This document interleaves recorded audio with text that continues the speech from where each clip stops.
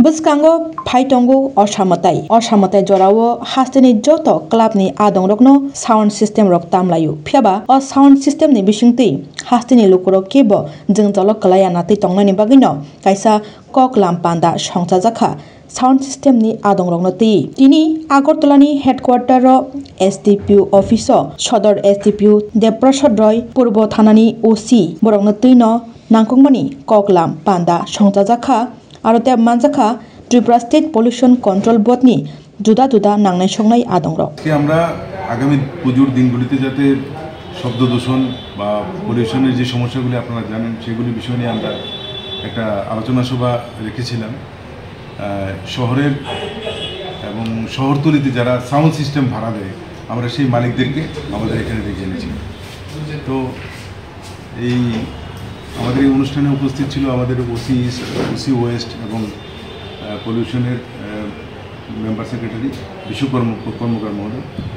তো এবং উপস্থিত ছিল সমস্ত সাউন্ড সিস্টেমের যারা মালিক শহর এবং শহরতলি ওনারা। তো আমাদের উদ্দেশ্য একটাই, দুর্গাপুজোর দিনগুলিতে সাউন্ড সিস্টেম নিয়ে যেন কোনো ধরনের বিতর্ক বা কোনো ধরনের সমস্যা বা কোনো ধরনের আইনি বিধিনিষেধ বা বাধা সৃষ্টি না।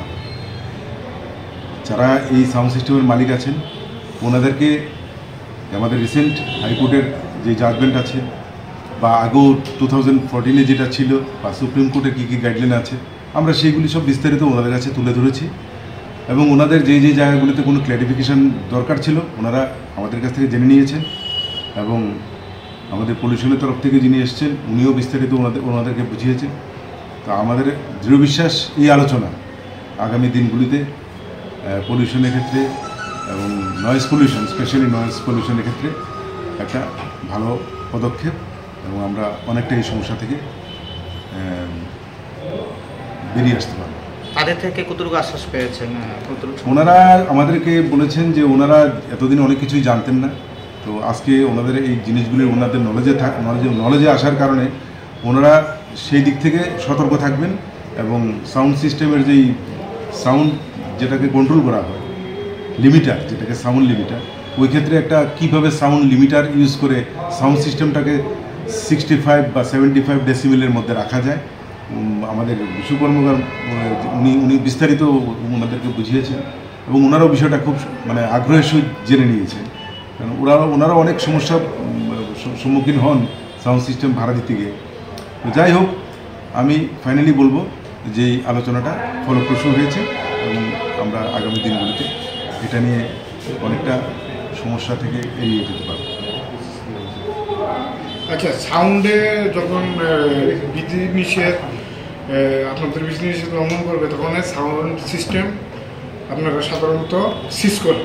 সাধারণত না, এখন 223 বিএনএস অ্যাক্ট যে নতুন আইন আছে আমাদের ওই অনুযায়ী সিজ হবে, এটা এফআইআর হবে এবং এটা কগনিজেবল অফেন্স আইনি প্রক্রিয়া যা আছে সব কিছুই নেওয়া হবে। যে ক্লাব করছে তাদের বিরুদ্ধে কোনো অ্যাকশন নেওয়া হচ্ছে? আমরা নিশ্চয়ই দেখব এই সাউন্ড সিস্টেমটাকে মিসইউজ করার ক্ষেত্রে যদি কেউ জড়িত থাকে তারাও এই ক্ষেত্রে আসবে, কারণ তো সাউন্ডের তারা তো থাকে না সঙ্গে। সেই ক্ষেত্রে বললাম যে সবারই ইন্ডিভিজুয়াল দায়িত্ব আছে, ওনাদেরকেও দায়িত্ব নিতে হবে। ভাড়া দিয়ে দিলাম, ওরা কী করবে সেটা জানি না, এটা বললে চলবে না, সবারই দায়িত্ব আছে।